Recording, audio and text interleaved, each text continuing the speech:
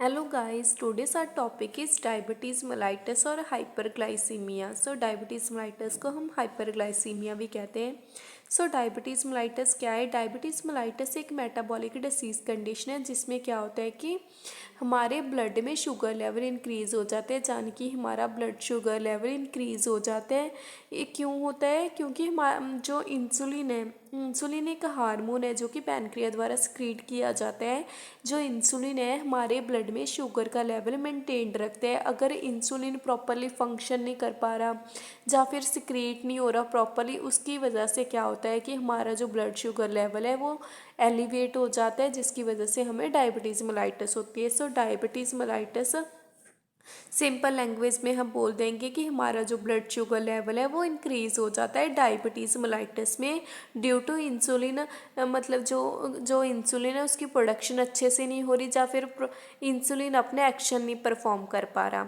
Blood glucose level 126 milligram decilitre हो जाता है या फिर इससे भी ज़्यादा, तब हम डायबिटीज़ mellitus कंसीडर करते हैं। एक क्रोनिक डिसीज़ कंडीशन है, लाइफ टाइम तक रहती है, बट अगर हम अच्छे से एक्सरसाइज करें, डाइट प्रॉपर ले, इंसुलिन इंजेक्शंस ले, तो हम इसको वेल कंट्रोल्ड कर सकते हैं। इसको रिच मैन्स डिसीज़ भी कहते हैं, क्योंकि जिनका मतलब मोस्टली सोशियो इकोनॉमिक स्टेटस अच्छा होता है उन पीपल में ज़्यादा चांसेस होते हैं ये डिसीज़ कंडीशन डेवलप होने के। नॉर्मल इंसुलिन मेटाबॉलिज्म, जो इंसुलिन है वो बीटा सेल्स हैं पैनक्रिया के, वो प्रोड्यूस करते हैं। इंसुलिन क्या है? पैनक्रिया है। पैनक्रिया में जो बीटा सेल्स हैं वो इंसुलिन हार्मोन को प्रोड्यूस करते हैं। जो इंसुलिन है वो हमारे ब्लड में शुगर ग्लूकोज का लेवल मेंटेन रखता है। इंसुलिन है कि वो ब्लड में कंटिन्यूसली रिलीज्ड होता है, जिसकी वजह से क्या होता है कि हमारा जो ब्लड शुगर लेवल है वो स्टेबल रहता है।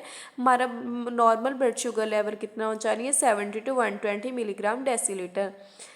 एवरेज कितनी एवरेज अमाउंट ऑफ कितनी अमाउंट इंसुलिन की सिक्रीट होती है? 40 to 50 यूनिट्स है एक अडल्ट के थ्रू सिक्रीट होती है इंसुलिन की।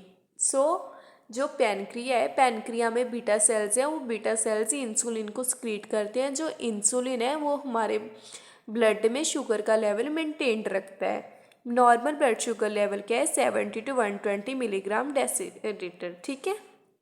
Classification of diabetes. फर्स्ट क्या है? टाइप 1 जुवेनाइल डायबिटीज़ mellitus और इंसुलिन डिपेंडेंट डायबिटीज़ mellitus।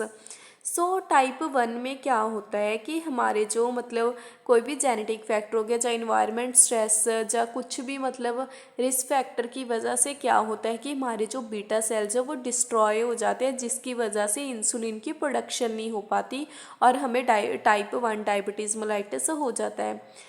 इसमें क्या होता है कि जो बीटा सेल्स है वो डिस्ट्रॉय हो जाते हैं, जिसकी वजह से इंसुलिन की प्रोडक्शन नहीं हो पाती।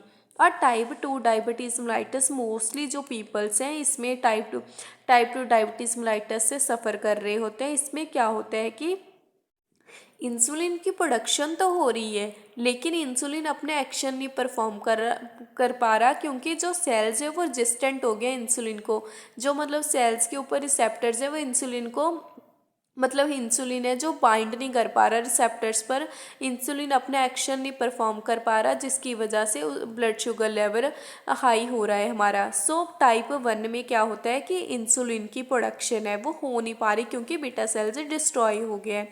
टाइप 2 में क्या है कि इंसुलिन की प्रोडक्शन तो हो रही है लेकिन इंसुलिन अपना एक्शन नहीं परफॉर्म कर पा रहा, क्योंकि जो सेल्स है वो इंसुलिन रेजिस्टेंट हो गए हैं। इसको कैसे ट्रीट किया जाता है? टाइप 2 को हम अच्छे से डाइट लें, लो शुगर डाइट लें, एक्सरसाइज करें, ऑरल हाइपोग्लाइसीमिक ड्रग्स लें।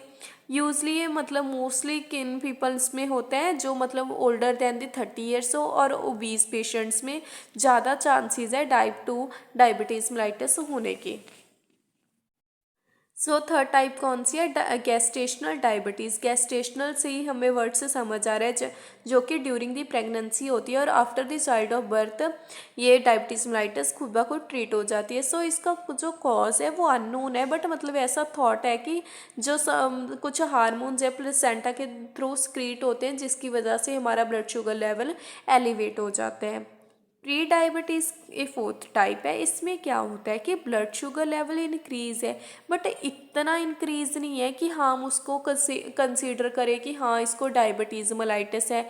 इंक्रीज़ ही है बट इतना इंक्रीज़ नहीं है कि हाँ उसको हम कंसीडर करें डायबिटीज़ मेलाइटिस। सो जो जो ऐसे पेशेंट्स होते पर्सनस होते हैं उनमें कोई साइन एंड सिम्टम्स नहीं होते डायबिटीज़ मेलाइटिस के, बट वो रिस्क पर होते हैं। विद इन द 10 ईयर्स उनको चांसेस होते हैं कि हाँ उनको डायबिटीज़ मेलाइटिस हो सकती है।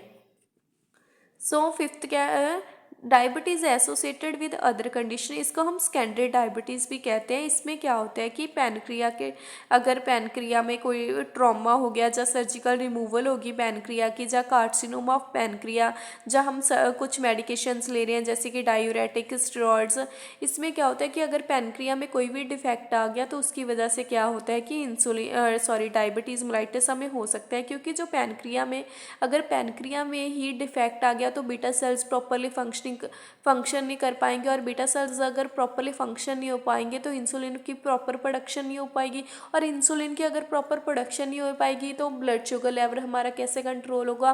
तो इसमें क्या होता है कि अगर पैनक्रिया में कोई भी डिफेक्ट आता है तो उसकी वजह से हमें डायबिटीज़ मेलाइटिस हो सकता है। सो इसमें क्या है कि अगर हम कुछ हार्मोनल डिस्टर्बेंस की वजह से भी हो सकता है ये। सो नेक्स्ट क्या है, रिस्क फैक्टर कौन से हैं डायबिटीज़ मेलाइटिस के, मतलब रिस्क फैक्टर कौन से हैं। जेनेटिक फैक्टर भी मैटर करता है डायबिटीज़ मेलाइटिस में। अगर ओबीस पेशेंट्स हैं वो भी रिस्क पर हैं। अगर फिजिकल इनएक्टिविटी पर्सन कोई भी एक्टिविटी नहीं करता है तो भी वो पर्सन रिस्क पर है डायबिटीज़ मेलाइटिस के डेवलप होने के। हाई फैट डाइट है, हाई बीपी रहता है पेशेंट का, या फिर पेशेंट अल्कोहल इनटेक कर रहा है, उसकी वजह से डायबिटीज़ मेलाइटिस होने के चांसेस बहुत ज़्यादा बढ़ जाते हैं। सो क्लिनिकल मैनिफेस्टेशंस क्या है, फर्स्ट आएगा पॉलीयूरिया यानी कि बहुत ज़्यादा यूरिन प्रोडक्शन होनी। सो इसमें क्या होता है कि जो ग्लूकोज है वो यूरिन में लॉस हो जाता है, इसको हम स्वीट यूरिन भी बोलते हैं। सो इसमें क्या होता है कि हम जो ग्लूकोज की वजह अगर हमें ज़्यादा पॉलीयूरिया यानी कि ज़्यादा यूरिन आएगा तो हमें ज़्यादा प्यास लगेगी, तो इसको हम बोलते हैं पॉलीडिप्सिया। इसमें पॉलीयूरिया और पॉलीडिप्सिया मेन सिम्टम्स हैं डायबिटीज़ मेलाइटिस के। इंसुलिन की वजह से क्या होता है कि प्रोटीन, फैट और कार्बोहाइड्रेट का जो मेटाबॉलिज्म है उसमें भी थोड़ा सा डिफेक्ट आ जाता है, मतलब कि ये भी प्रॉपरली फंक्शन नहीं कर पाते। वीकनेस होगी पर्सन को, टायर्डनेस, डिजीनेस, स्किन प्रॉब्लम्स हो सकती हैं पर्सन को, जैसे कि इचिंग होगी, टिंगलिंग सेंसेशंस होएंगी, पेन होएगा पर्सन को। बट अगर पेन किलर भी लेंगे पेशेंट तो उनको मतलब वो पेन रिलीफ नहीं हो पाएगा डायबिटीज़ मेलाइटिस में। सो एलिवेटेड ग्लूकोज लेवल है वो कोमा और कन्फ्यूज़न भी क्रिएट हो सकती है डायबिटीज़ मेलाइटिस में। सो अदर सिम्टम्स कौन से हैं, fatigue, nausea, vomiting, abdominal pain होगा, रैपिड ब्रीथिंग, जो slow healing infections, numbness and pain in the feet, absence of menstruation. So ये सारे हैं सिम्टम्स हैं डायबिटीज़ मेलाइटिस के। सो आपने सुना ही होगा कि हाँ डायबिटीज़ मेलाइटिस में अगर मतलब कि उनकी जो वूंड्स है वो जल्दी हील नहीं होती, ये सब साइन एंड सिम्टम्स हम कंसिडर करते हैं डायबिटीज़ मेलाइटिस में।